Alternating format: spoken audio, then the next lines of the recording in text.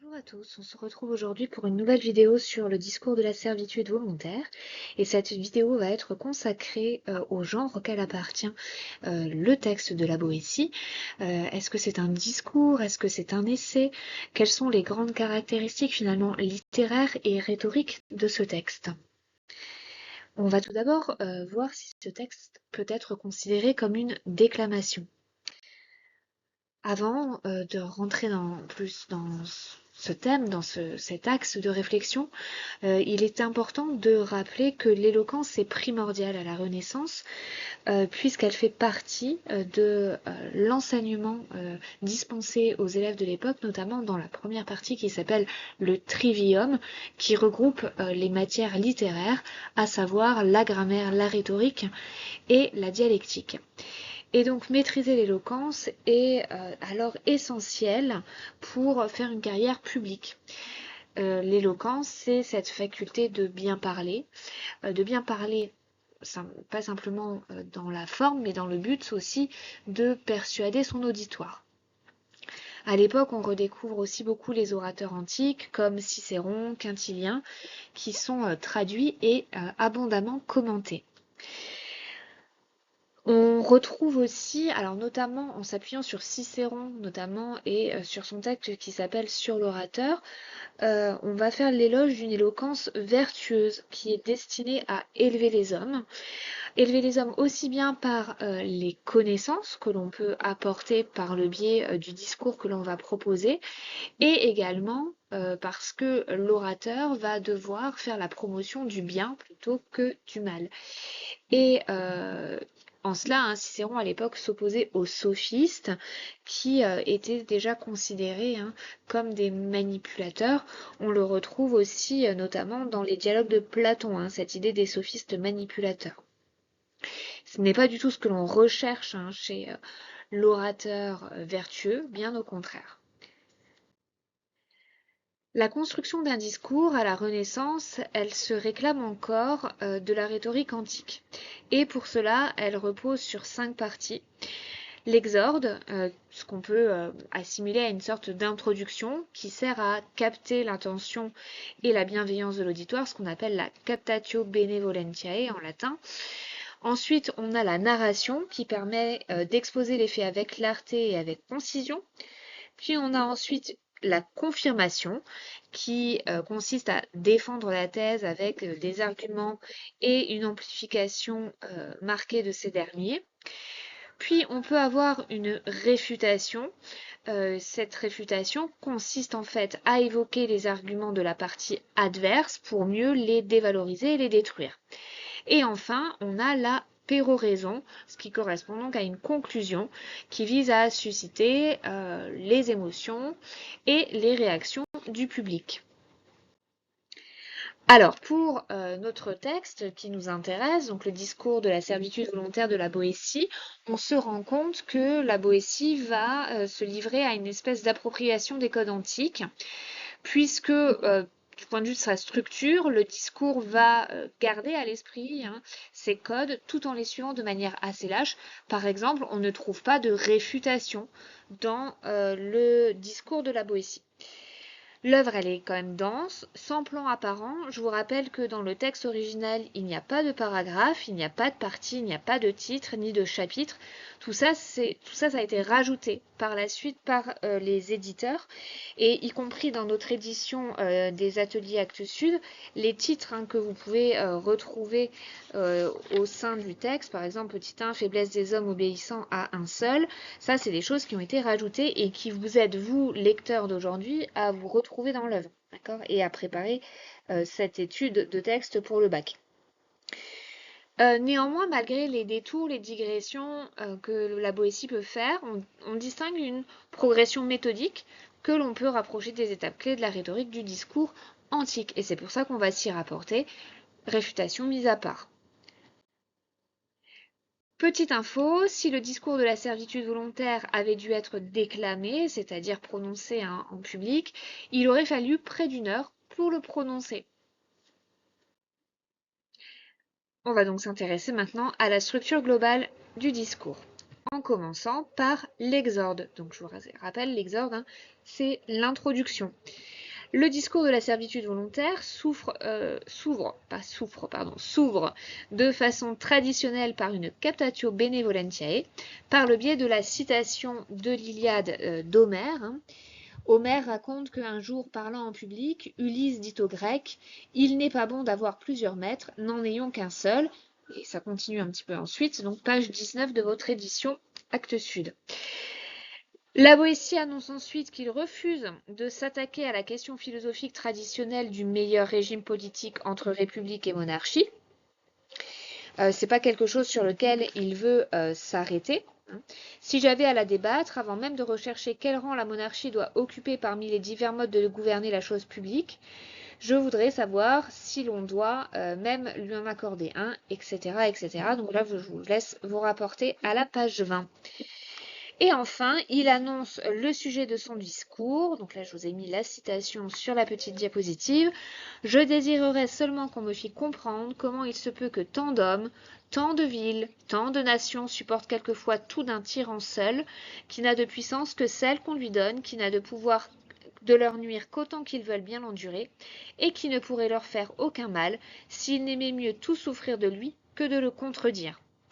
J'attire votre attention dans cette citation sur le parallélisme de construction, tant d'hommes, tant de villes, tant de nations, qui insiste sur la quantité de personnes qui vont se soumettre à un seul tyran, un tyran seul, et donc on a une antithèse entre cette multitude et cette solitude, solitude qui détient le pouvoir et multitude qui se soumet à ce pouvoir, alors que la Boétie le dit dans la suite de la citation, il ne suffirait finalement de pas grand-chose, il suffirait de refuser d'obéir pour s'en délivrer. La narration. Dans la narration, la Boétie va exposer les raisons qui le poussent à se questionner.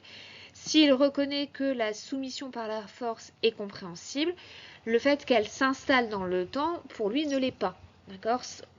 C'est pas normal qu'on tolère la tyrannie sur des années, voire des décennies. Finalement, c'est là que s'opère le renversement et le paradoxe qui ulcère en quelque sorte la Boétie. C'est donc le peuple qui est responsable de son asservissement. Donc, pour tenter de comprendre ce paradoxe, l'auteur veut chercher son origine par conjecture, c'est-à-dire en passant en revue différentes hypothèses.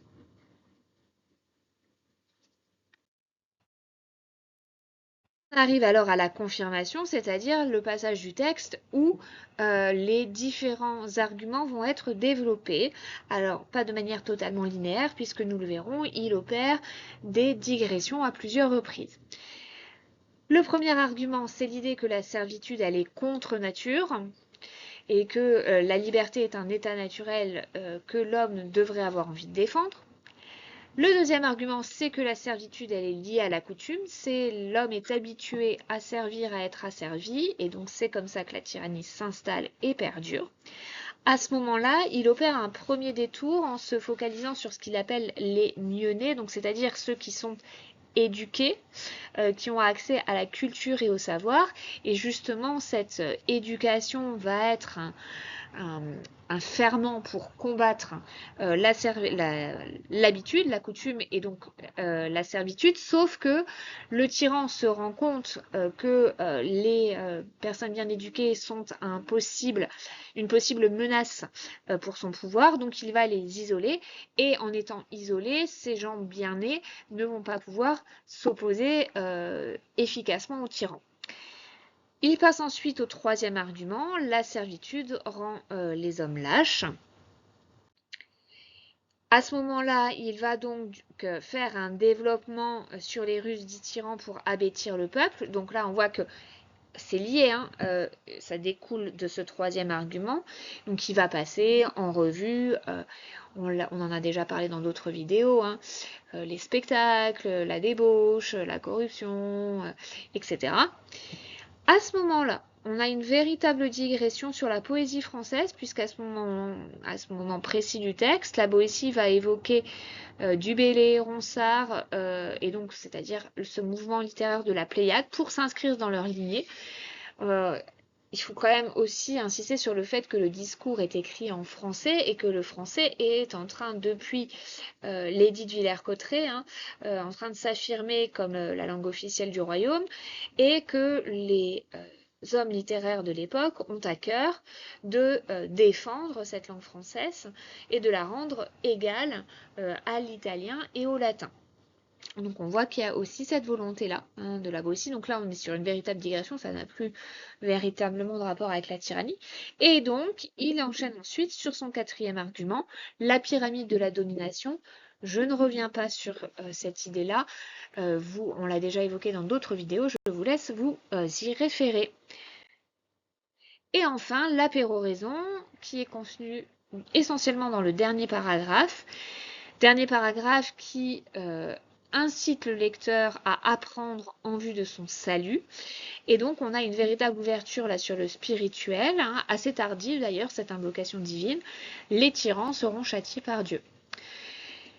Donc voilà, sur la structure précise du discours avec les différentes parties, les différents arguments, ligne par ligne, je vous laisse vous référer cette fois au cours que l'on a fait en classe et qui est bien plus détaillé. Mais là, cela permet d'avoir les grandes lignes de la structure du discours et de voir comment il est composé. Donc, pour conclure un peu sur cette partie, sur l'organisation du discours, le discours repose sur une certaine structure argumentative. Néanmoins, on a des détours et des digressions qui peuvent rapprocher davantage ce texte de l'essai. Et je vous rappelle que Montaigne, son ami auteur des essais et entre guillemets inventeur du genre, dit d'ailleurs dans son œuvre que la Boétie a écrit ce discours par manière d'essai. D'accord ? Les arguments sont présents, mais ils s'enchaînent avec une certaine souplesse, avec des détours qui vont obliger le lecteur à une vigilance constante. Et finalement, ces digressions sont là aussi pour apporter parfois une forme de légèreté, mais sans pour autant que l'intérêt et l'éveil du lecteur ne soient mis en sourdine. On va s'intéresser maintenant à la visée performative du discours. Alors, qu'est-ce que ça veut dire performative? Ça veut dire que la parole, elle peut avoir la capacité, la faculté de faire agir, de faire réagir. D'accord? On résume très souvent l'idée de performatif par cette petite phrase dire, c'est faire, ou faire faire en l'occurrence. D'accord? En l'occurrence, la parole littéraire qui est la plus performative, c'est celle au théâtre, d'accord, puisque les personnages sont sur scène et font en même temps qu'ils parlent. Mais là, le discours a bien cette volonté de faire réagir l'auditoire. On remarque déjà que la Boétie, en écrivant ce discours, et c'est assez normal, va s'adresser à son destinataire par différents biais, par différents moyens, avec les impératifs, avec le pronom vous. Je vous rappelle que nous, dans notre édition, on a uniquement ce pronom vous, mais que dans d'autres éditions, vous pouvez aussi retrouver l'adresse à Guillaume de Lurlonga, d'accord, qui était cette personne qui l'a précédé au Parlement de Bordeaux et à qui il a dédié en partie son texte, en tout cas dans certains manuscrits. Et aussi l'emploi des questions rhétoriques. Tout ça, ça va permettre de solliciter l'attention du lecteur, ça va permettre de l'interpeller, de le faire réfléchir, et en plus de ça, le lecteur va se reconnaître dans le portrait péjoratif qui est fait du peuple, et il va donc prendre conscience que c'est lui qui a la capacité de changer sa situation. Donc, la Boétie, finalement, s'adresse à chaque individu qui compose cette masse, ce peuple, et pour mieux les pousser à se rebeller, sans aller jusqu'au tyrannicide, je vous le rappelle. Mais peut-être que ce vous est aussi un vous qui s'adresse à la fois à ses contemporains, mais aussi aux générations futures. Et on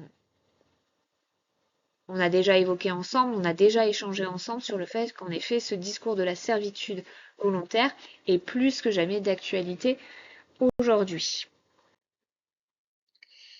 Pour aller toujours dans le sens de cette visée performative du discours, on va voir que la Boétie veut émouvoir et plaire. Donc là, on va être dans ce qu'on appelle le pathos, d'accord? C'est-à-dire ce qui va susciter les émotions.